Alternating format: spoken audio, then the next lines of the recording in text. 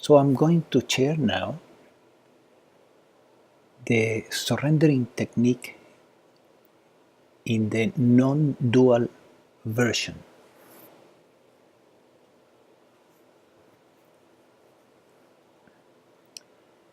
The passive voice in English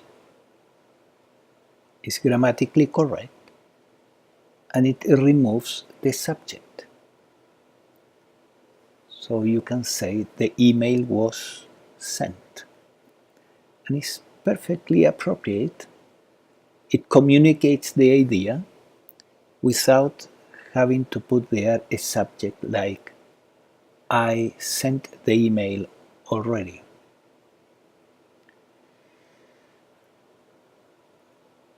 Additionally, the passive voice is in agreement with nature. The active voice is not.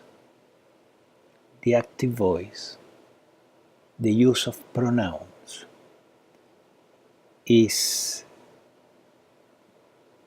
based on a fiction, the fiction of a me or an I here. In nature, everything is unfolding automatically, and nobody's doing anything. In fact, these are the words of Nisargadatta Maharaj. He said it. Everything is unfolding automatically. Nobody's doing anything. So the passive voice was probably invented by some awakened individual, while the active voice was invented most likely by an unawakened individual. Unfortunately, in a world like this, we constantly use the active voice, and we even have contempt towards the passive voice because we think that it's not taking responsibility, which in some cases can be a problem, right? Because there are levels to truth. You got to have attained responsibility first to move forward towards eliminating the I later. So the passive voice eliminates the subject in the sentence very effectively. In the same way, we can use the passive voice in the surrendering technique to eliminate the subject I.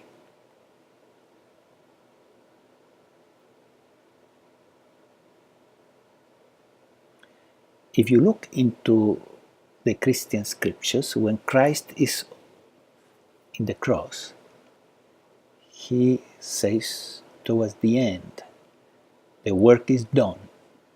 And he doesn't say, I completed the job. He didn't want to use the word I at that moment where he is going to pass to the other side, and doesn't want to go to the other side with the illusion of the I, of an I here. It's a very esoteric principle, but the last thought that you have before the exit from the body will determine to some degree your next incarnation. So obviously he didn't want to reassert at that very significant moment, reassert the I fictional self. So let's look at how this non-dual version is constructed. The first sentence is like this. This emotion is surrendered to the divine completely.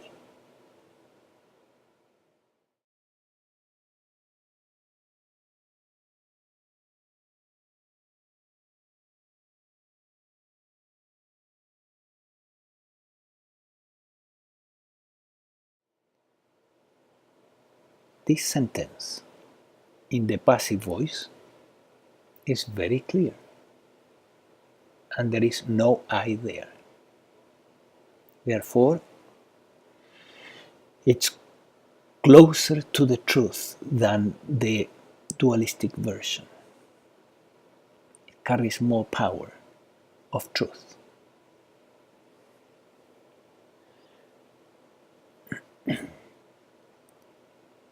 Sometimes I like to use the word today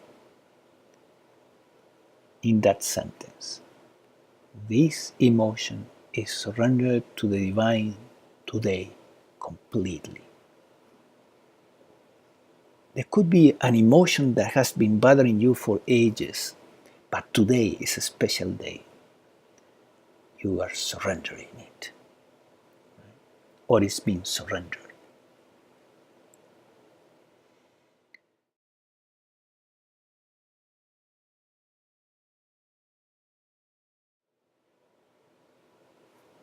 The second sentence is again passive voice. It's surrender completely.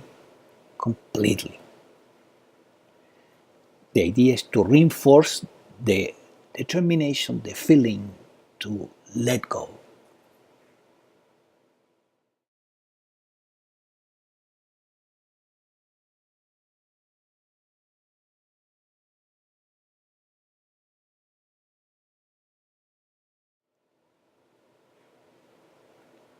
Then the third sentence, in the passive voice again,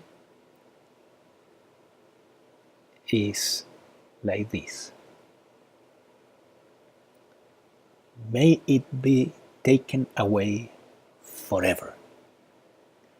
May it be taken away forever.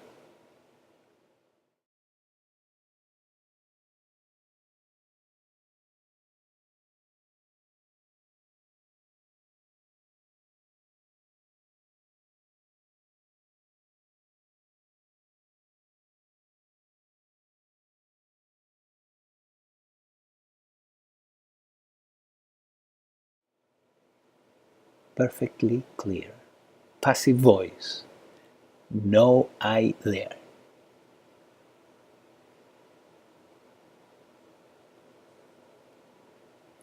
And finally, you say, thank you, thank you, thank you.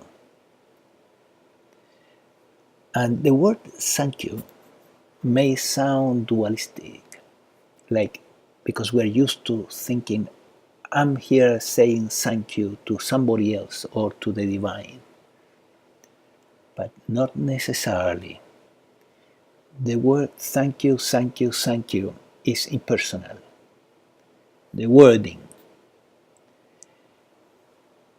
it's just an expression of the heart, of a feeling of gratitude that arises in the heart.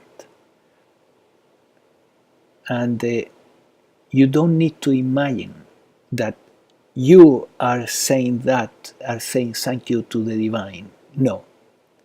It's just a thank you, thank you, thank you.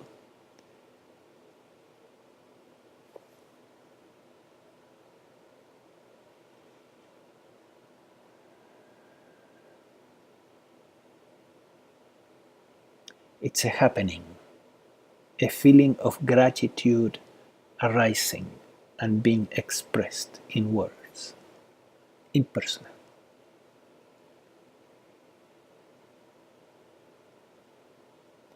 And then, last, the word yes, yes, yes. It's an affirmation, an impersonal affirmation of removal of obstacles, removal of defenses, removal of attachment to that thing that needs to be surrendered. There is the need to let it go. So now we can look at the whole thing. Let's review it. This emotion is surrender to the divine completely. It's surrendered completely. May it be taken away forever. Thank you. Yes.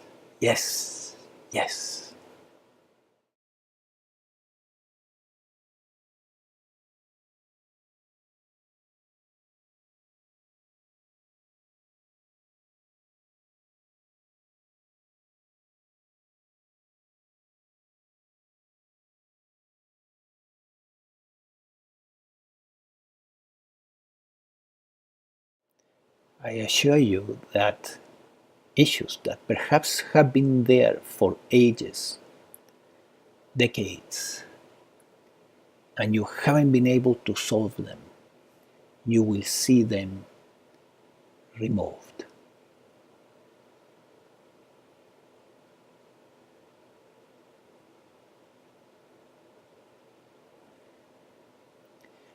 Sometimes you may need to repeat the sentence, repeat the template again.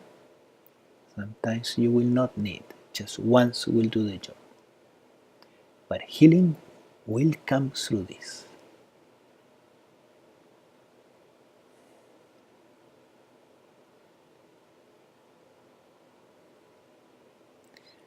Learn to depend on spiritual forces, on the divine, not on the little forces of the ego.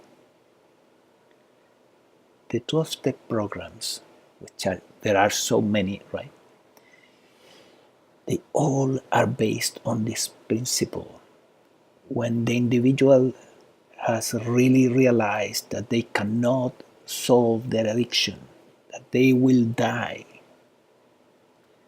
then they go to the 12-step programs and their life is saved. Based on the same principle, sincerity and free will. The free will that allows you, it's a spiritual law, it allows you to hold as long as you want to something or let go of it.